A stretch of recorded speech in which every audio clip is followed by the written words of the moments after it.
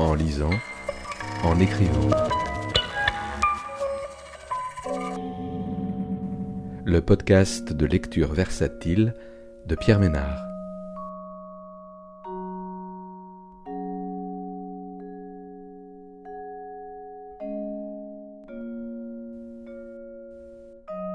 Aujourd'hui, Les corps caverneux de Laure Gauthier, paru aux éditions Lanskin en 2022.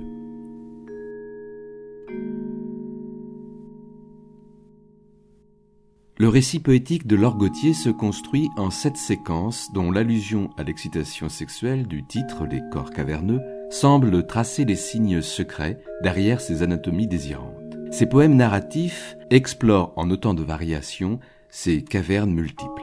Une musique garde en mémoire un chant dans la grotte qui refait surface. À la fois caverne où bruissent les désirs, l'idée de nos grottes résonne de chair, les joies organiques de l'adolescence, l'heure de la mort, comme à l'orée d'un bois lors d'une promenade en forêt, en vrac de soie, ces espaces vides et les failles que notre société de consommation tente de combler par tous les moyens, dans les grandes surfaces, les galeries marchandes, et les échos qu'elle provoque avec les cavernes préhistoriques. Une grotte qui se construirait au jaillissement des mots, dont l'empreinte se marque, vivante, une écume de mots enterrés vifs qu'on déterre et entre une brise. Nous allons à la forêt comme à la vie.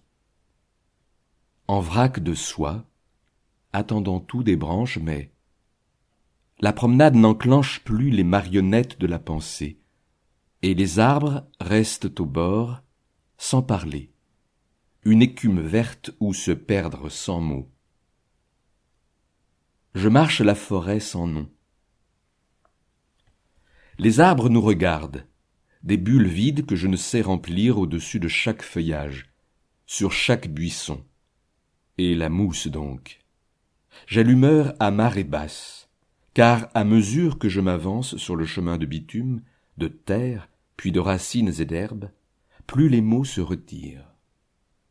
Comme s'ils s'accrochaient aux ronces, aux viornes et aux branches pour me laisser en haillons avec des phrases déchirées.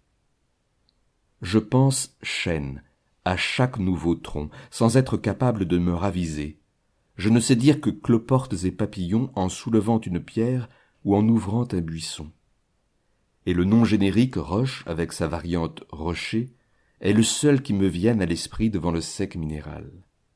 Avec ces 4 termes, je continue, pas à pas, et je m'enfonce.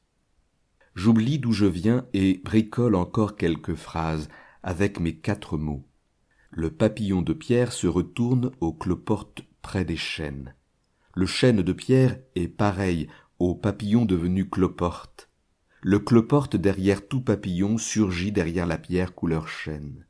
Le chêne couleur papillon me fait penser aux cloportes de pierre. Petite promenade sur digestion et prestidigitation. Ah si, là, je reconnais les fougères. Je sais même que leurs bras laissent de petites marques de couleur quand on les touche. Je sais aussi qu'on se fait mal à la peau en essayant de les couper à doigts nus. La mousse, ça je n'ai pas oublié non plus. Et les sorties de classe à la champignonnière avec tous les termes sous serre. Je me souviens de la cohue et de la fatigue pour deviner les trop petites et trop nombreuses pancartes, et l'odeur de l'humide. Je continue d'avancer et veux me débarrasser des mots sertis dans l'ambre de l'usage.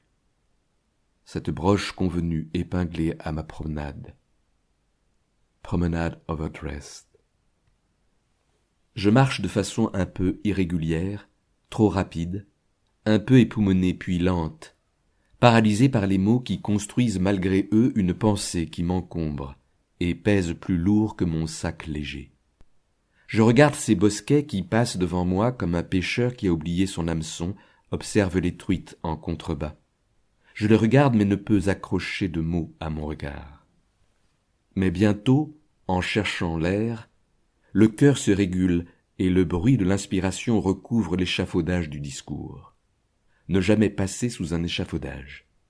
J'entends le bruit de l'humide et aussi le glissement de la plante du pied sur la partie lisse des racines et l'intermède sec de la roche. Je ne suis qu'instrument pour mes pas. Je profite du spectacle et, à mon insu, au fil des ballottements de droite et de gauche du corps qui suit le sentier, surgissent des mots nouveaux au souffle qui s'épaissit. J'ai perdu les lexiques en chemin, comme d'autres font tomber des manches leurs carrés d'as. Non, je ne ferai pas herbier. Je fais garrot à toutes les analogies. L'arbre n'est que lui-même, pas de forêt au tronc majestueux pour mon cheval blanc, pas de sang de dragon ni de troncs droits élevés comme les arbres de la connaissance. Je m'enfonce je ne sais où, sans vraiment pouvoir me perdre. Mais peut-être un peu, comme on se perd à moitié, sachant qu'on s'y retrouvera de toutes les façons. Et je me parle en silence, comme un manuscrit rescapé. À la fatigue des pieds, à force de cailloux, des mots sapho hoquettent au milieu du blanc. Le taillis, émeraude, pierre et les yeux, au loin des visages, la sueur, retournée. Je rentre dans mon souffle, qui s'évase. La sueur qui coule sur le dos de haut en bas chatouille un peu et soudain, devant l'écume d'un feuillage nouveau, petite allégresse sourde. Je lance mes mains en l'air, chaudes de marcher, je les lance comme je n'oserais peut-être pas les lancer devant des visages. Un geste à la vie, comme on jette une torche dans la nuit, sans prétendre apercevoir autre chose que le vent noir, mais l'envie de la torche. Où sont les grandes congères du renouveau, où le pied s'enfonce comme l'être et dégage en chutant de l'herbe verte comme jamais, gorgée, et la trace qui crisse d'envie d'aller. J'aperçois alors les deux personnes croisées 2 fois déjà et qui ont dû faire le tour de la forêt et le refaire. Je les croiserai sans doute de nouveau, prévenus à l'avance par l'électronique qui sonne et marque soit la perte de calories, soit le gain de kilomètres. Et je leur dis bonjour, comme en montagne. Moment de gêne. Ils ne disent rien, manque d'urbanité, de forêt. Me souviens de la campagne. À la campagne, on se salue. On se salue car on est les seuls sur le chemin. J'ai mémoire de leur couleur vive, et de leur déodorant qui ne masque pas leur sueur, mais l'humide de la forêt. Soudain, un vol d'oiseaux découpe sur fond de nuages électriques, incandescence dans la bouche qui voudrait célébrer. Je ne connais que merles et moineaux, les pies aussi, mais pas ces oiseaux-là, ni le nom de la forme qu'ils constituent en se rassemblant ainsi. Mais j'arrive à une clairière de bouleaux, et profite de la chaleur sur les joues et du battement soutenu du cœur pour redéployer les visages. L'enfant emporte bien ses cerfs-volants en promenade. Je laisse advenir autant de visages de peau se balançant au vent que le poissonnier met de têtes de poisson dans la glace. Bouche bée, mais les miens ondulent bouche fermée, ces visages de peau, de pétales accumulés, l'enchevêtrement de l'être que je prends le temps de voir. Seul, au milieu d'eux, je me laisse regarder par leurs yeux clos, une tache rosée qui ondule au vent, peau ou os, à la lumière du soir. Presque rien d'un visage, pas vraiment de bouche, à peine d'yeux, noyés de blanc.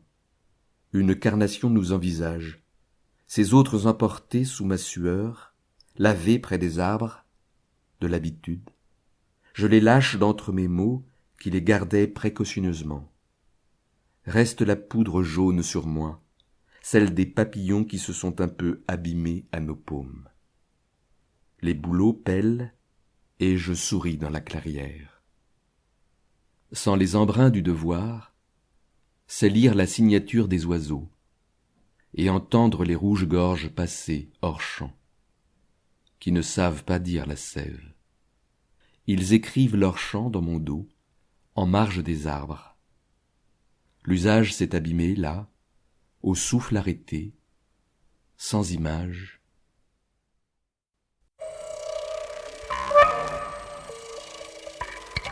En lisant, en écrivant. le podcast de lecture versatile de Pierre Ménard.